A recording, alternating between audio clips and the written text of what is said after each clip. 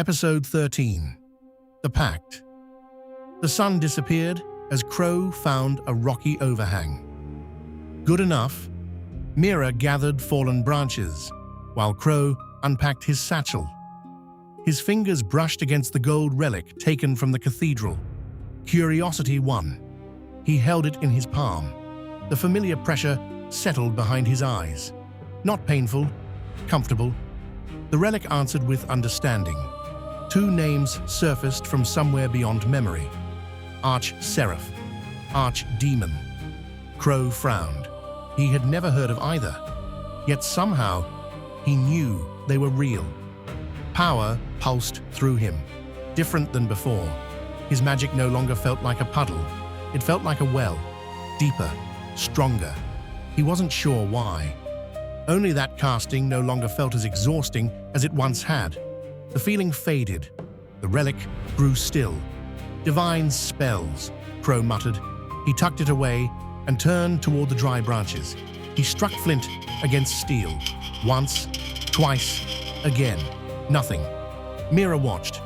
"You've never started a fire before?" Crowe looked up. Not intentionally. He set the flint aside.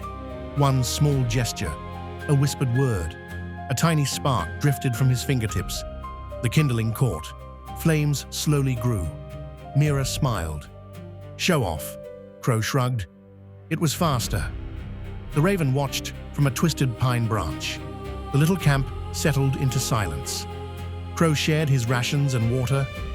Mira accepted both, quietly. Crowe finally broke the silence. "The circle. You weren't chanting. You were studying them." She smiled faintly. "I was. So why were you there?" Her eyes drifted into the flames. Silence. A corner of her mouth lifted. After a moment, she pulled her blanket around her shoulders. "Get some sleep, Crowe." Within minutes. Her breathing slowed, or at least, she wanted him to think it had. The satchel rested beside him. He opened it. 12 wooden tokens, one immediately rolled. The chain. It turned toward the raven. Crowe frowned. He picked it up. Warm. Alive. Tiny runes hid inside the carved links. The raven looked at him, then quietly cawed. Morning. Mira opened one eye. "You didn't sleep." Crowe held up the token. "It keeps pointing at him." She studied it. The chain. The circle guarded those carefully. What are they? They never explained. They only warned us. Never lose one. Never break one. Crowe said nothing. The road wound through dense forest. No villages, no travelers, only wind. The raven flew ahead, then stopped, waiting. By evening, they found the ruins of an old watchtower. Half the walls remained. Enough shelter. Mira gathered firewood. Crowe climbed the broken stairs. The raven landed beside him, watching, always watching. Crowe removed the chain token. "What are you?" It grew warmer. He let arcane power flow into it. Nothing. He sighed. "Disappointing." Then, the raven screamed. The token vibrated. A crack spread across the wood, then another. It split cleanly in two. Dark blue light poured out. Not fire, not lightning. Something older. It circled the raven. Wind rushed through the tower. The air turned cold. Mira dropped the firewood. Crowe. Everything went silent.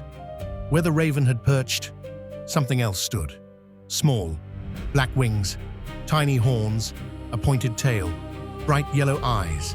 It stretched, yawned, looked at Crowe. Finally, Crowe stared. "Raven?" The creature sighed.